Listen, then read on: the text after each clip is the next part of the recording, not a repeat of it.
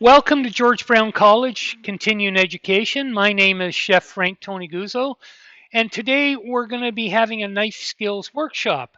I'm going to talk a bit about knives, how to choose the proper ones. Also, I'm going to show you how to keep them sharp. And then afterwards, we'll cut up some vegetables and I'll show you how to cut up chickens and how to clean a fish properly. So let's get started. Now, your main tools in a kitchen aren't plug-in or aren't battery operated, they're hand operated. And your most important tool in the kitchen is your chef knife. All right?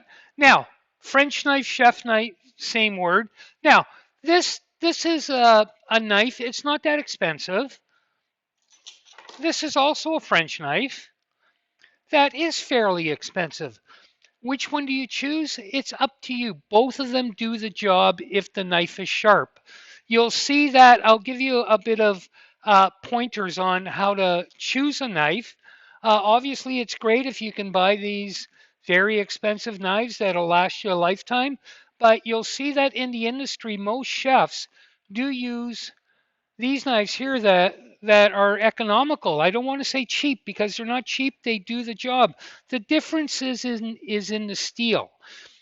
Uh, the economical knives they dull a bit faster, but that's going to be no problem for us. I'll show you how afterwards. Okay, so I'll talk a bit more about those afterwards. So that's your main tool in the kitchen, your chef knife. Your second most important tool is a paring knife. All right. They do different things. All right. Like this one here, the paring knife is for peeling onions and such like this. A nice little intricate work. And believe it or not, sometimes it can substitute for a boning knife for simple butchery. All right.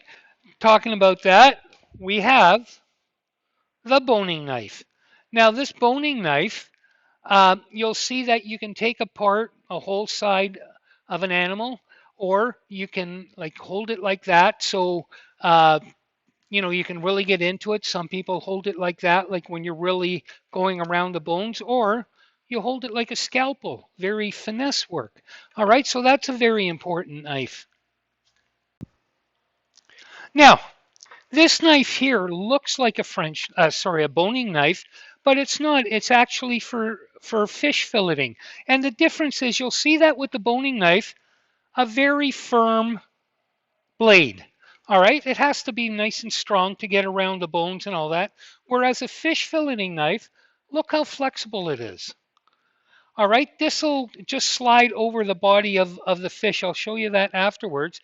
So there's our knives there. We also have a serrated knife, or what most of us call a bread knife, because sometimes, especially when I cook roast or let's say stuff a chicken in that, I like to cut it up with the serrated knife simply because if you use one of the other knives, you tend to press down too much and some of the filling comes out. So that's a nice knife. And then here's another little paring knife if you want, but you see that it's different in the sense that it has a little hook on there.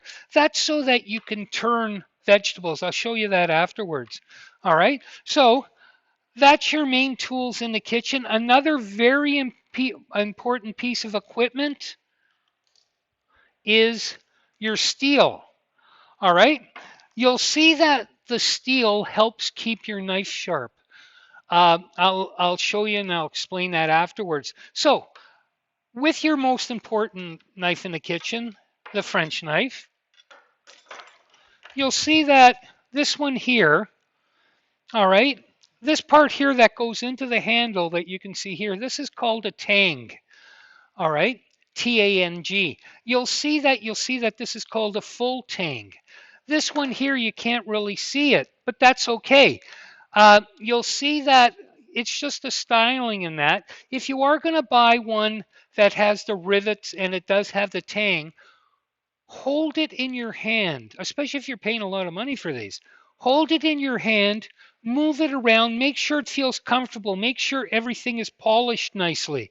If not, it'd be like walking down the street with a little pebble in your shoe. It's just a little pebble, but it's so annoying.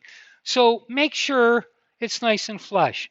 All right, if you're going to get one like this, all right, what I like to do in the store, right? They may not like it, but too bad, is give it a little snap like this, okay? And you'll see that what happens is if it's the very inexpensive ones, and I will call them cheap this time, the tang only goes in about an inch or so. And when you go like this, you can feel the separation.